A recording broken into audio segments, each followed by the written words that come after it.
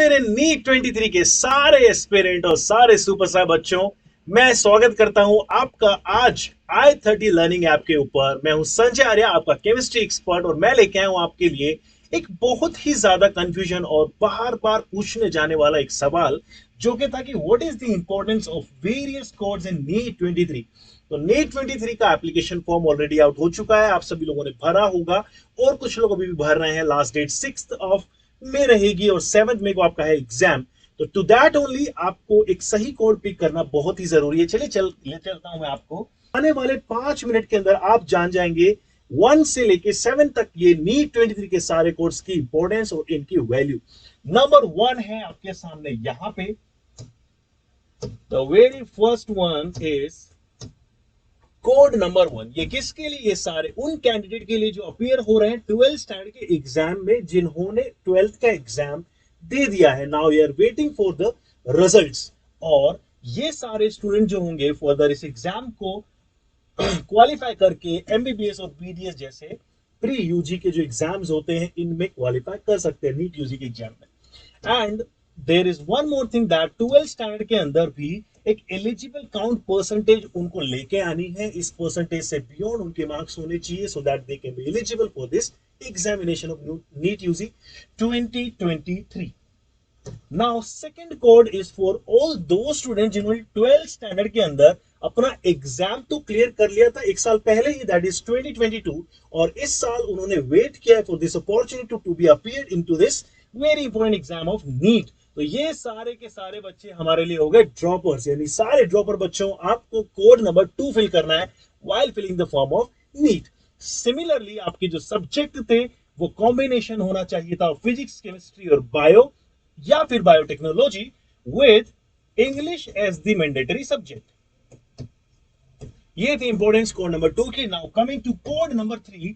Code number 3 basically बताता है ये उन लोगों के लिए है जो कि स्टेट बोर्ड से बिलोंग करते हैं या फिर कर्नाटका बोर्ड से बिलोंग करते हैं, क्योंकि यहां पे जो 11th 12th के आपके सेक्शंस हैं, क्लासेस हैं, उन्हें हम लोग रखते हैं under the category of PUC, that is pre university colleges. तो इनमें आपको क्या करना होगा, ये सारे के सारे 12th के स्टूडेंट जो होंगे ये हमेशा कोड नंबर 3 फिल करेंगे और इनको मैंडेटरली ये सब्जेक्ट पिक करके रखने, that is physics, chemistry and biology या biotechnology with the mandatory subject जो कि है इंग्लिश।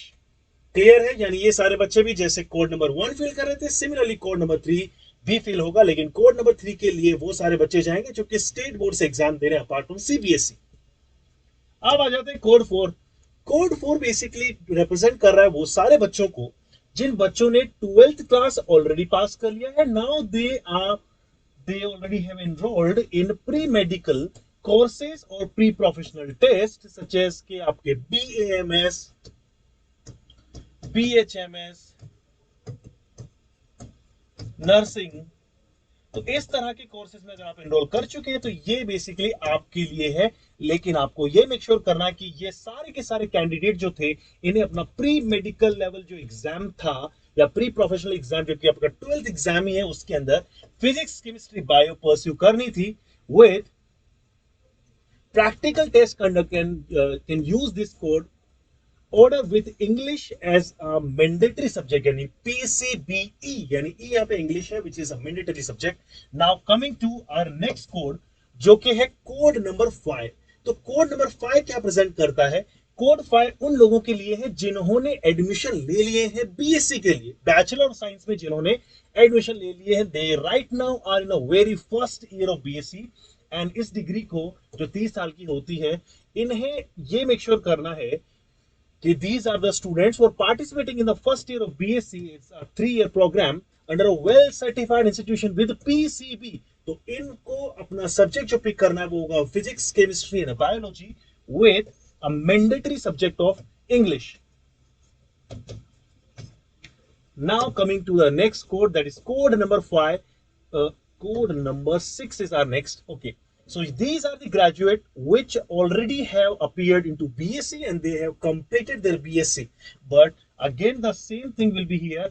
जो सब्जेक्ट इन्हें पिक करने होंगे वो होंगे physics, chemistry, bio with English. तो यानी ये सारे के सारे एस्पिरेंट वो हैं who have completed their BSc degree examination from an Indian university process to of the subject that is PCB, यानी PCB में जो आपका बायो सेगमेंट है that could be either botany और zoology, और उसके अलावा इंग्लिश जो होगी वो भी आपको रखनी होगी.